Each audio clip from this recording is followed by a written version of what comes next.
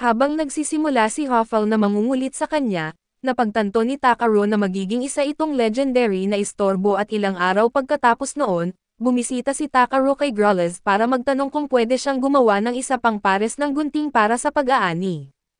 Ipinagmamalaki ng Panday na nanalo sa isang kompetisyon ang bago niyang espada dahil sa mataas na kalidad ng mga bato ni Takaro, kaya handang-handa siyang gumawa ng pinakamagandang pares ng gunting pang-ani para sa kanya at pagkatapos ng usapan nila ni Growlithe, lumabas si Takaro sa shop at nakita niyang hinihintay siya ni Barbie. Habang iniisip niyang masaya rin na may kasama siya sa paglalakbay, tinatanong naman siya nito kung dapat ba niyang hagupitin si Growlithe para mas bumilis ang trabaho at sinabi ni Takaro na bibilhan na lang niya ito ng cotton field sa susunod, kaya tumigil ito at humingi na lang ng pagkain. Biglang dumating si Bee at interesado rin sa pagkain kaya't nag-away sila ni Berry. Pagkatapos ay tinawag si Takaro ni Grit mula sa likuran dahil may gusto itong pag-usapan at matapos maimbitahan si Takaro sa guild, ipinaliwanag ni Grit na malapit nang gawin ang taunang gathering competition para sa mga adventurer. Inimbitahan siya ni Ariana na sumali pero ipinabatid niya na ayaw niya dahil isa lang siyang simpleng taga-kolekta. Ngunit ipinaliwanag ni Grit na gusto mismo ni Belmonte na sumali siya dahil siya ang nag-sponsor ng buong event at dahil nahihiya siyang tanggihan ang isang kaibigan, pumayag na si Takaro. Ilang araw matapos noon sa labas ng Adventurers Guild at ipinaliwanag ng Guildmaster na ini-sponsor ni Belmonte ang event bilang regalo para sa paggaling ng kanyang asawa, pagkatapos ay sinabi niya sa mga adventurer na ang goal nila ay makahanap ng 7 kulay ng balahibo mula sa Rainbow Ship, na ikinagulat ni Takaro kahit isa siyang gatherer. Hindi niya alam ang materyales na ito at ipinaliwanag ng Guildmaster na napakabihira nito kaya baka mangailangan ng kaunting pag-aaral para mahanap, ngunit sinabi rin niya na bawal humingi ng tulong sa ibang tao dahil labag ito sa espiritu ng kompetisyon.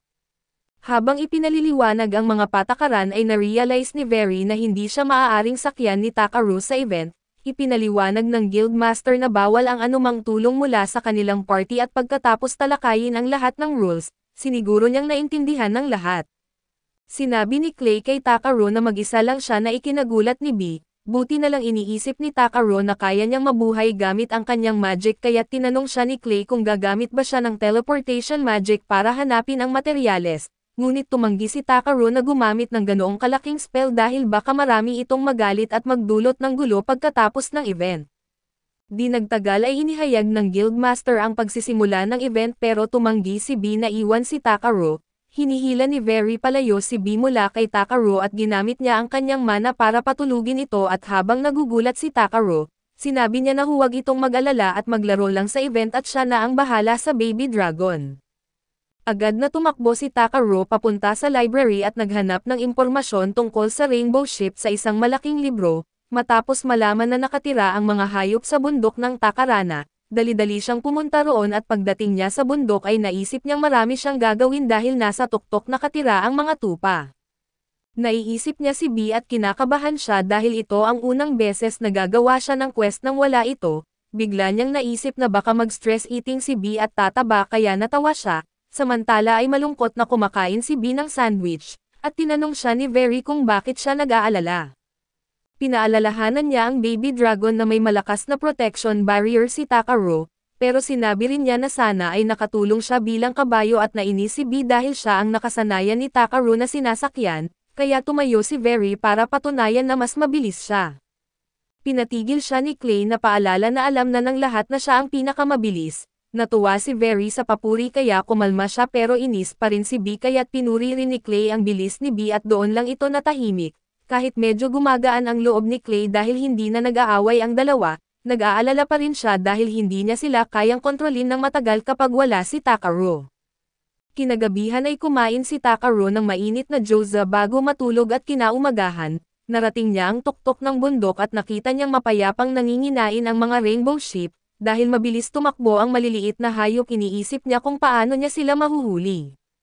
Bigla niyang naisipan magsalita ng parang tupa at dahil doon ay lumapit ang buong kawan sa kanya, ngayon na nakuha niya ang atensyon nila humingi siya ng ilang balahibo at lumabas ang isang pink na tupa mula sa kawan, tumalon sa tabi ni Takaro na sabik na magpapagupit.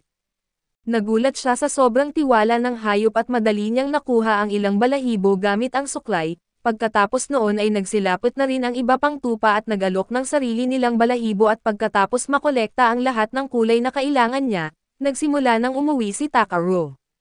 Sa paglalakad ay napansin niya ang isang napakagandang dragon na mapayapang lumilipad sa paligid ng bundok at napaisip kung magiging ganoon din ba ang itsura ni B paglaki. Pagkaraan ng ilang sandali nakabalik na si Takaro sa bahay at agad siyang niyakap ni B, umiiyak na parang galing siya sa isang digmaan.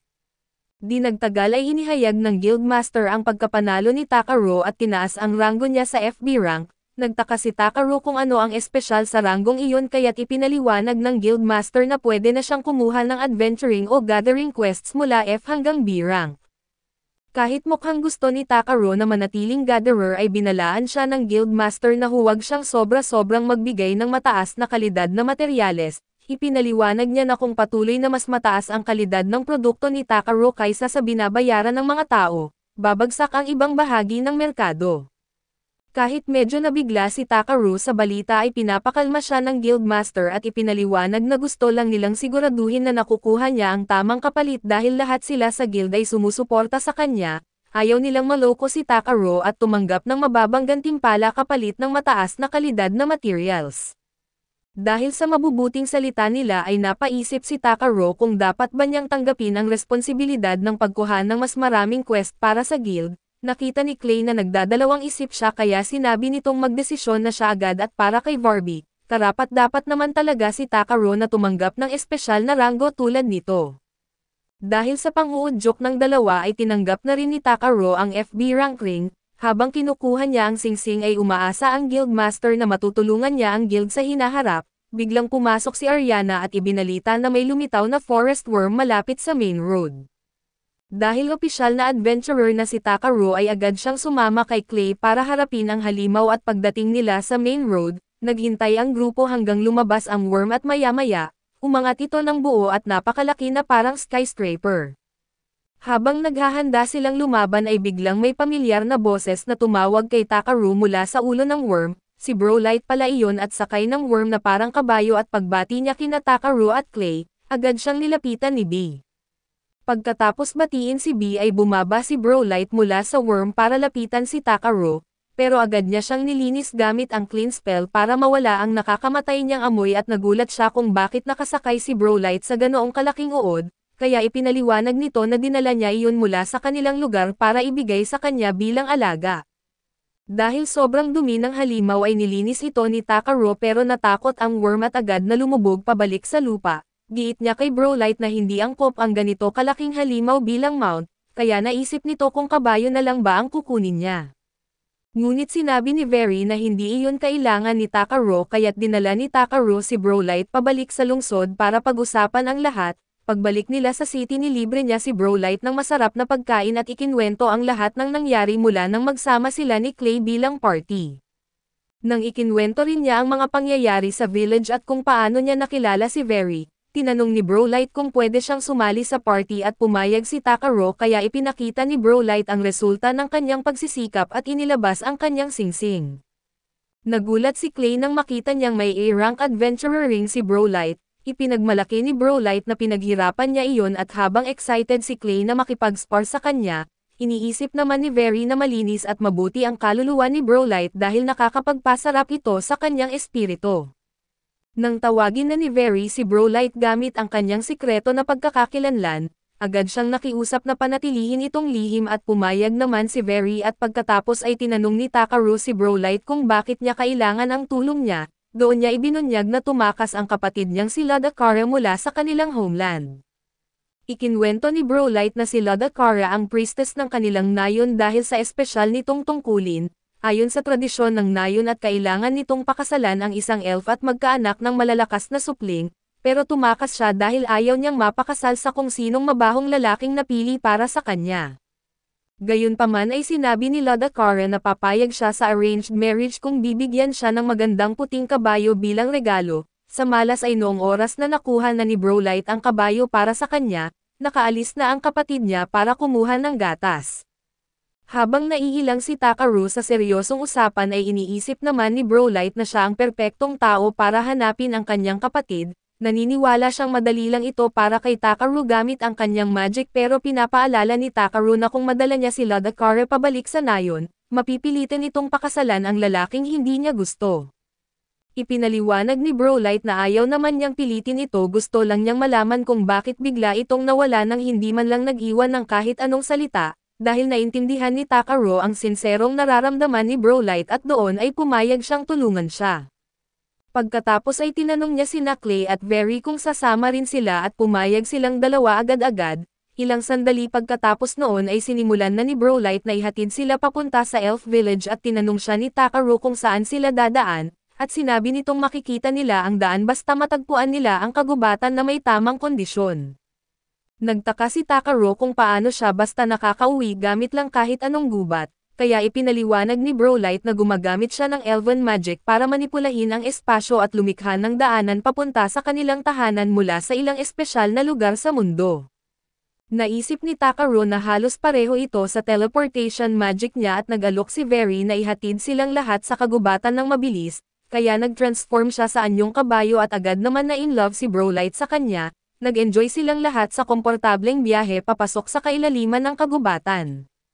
Pagdating nila, gumamit si Brawly ng summon spell para lumikha ng portal papunta sa kanilang lupain, na lumitaw bilang maliit na vortex at sinabi niya sa lahat na hawakan ang vortex at ipikit ang kanilang mga mata bago siya pumasok sa gateway. Pag-alis ni Brawly ay lumapit sina Clay at B sa portal at pumasok agad, pero nag-atubili si Takaru dahil natatakot siya at bago siya makapasok, sinabi ni Very na bantayan niya si Brawly dahil may masakit itong mga sikreto kahit mukha itong masayahin.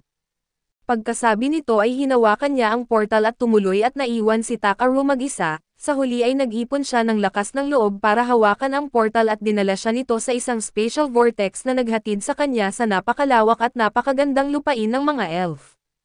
Habang humahanga si Takaru sa magagandang tanawin ay nagalit sa kanya ang lahat dahil ang tagal niya. Nagtaka siya kung bakit mukhang nabugbog sila sa ganoong kaikling oras at bigla namang may mga palaso na bumaril sa kanila at pinigilan ni Takaru ang mga ito gamit ang shield spell.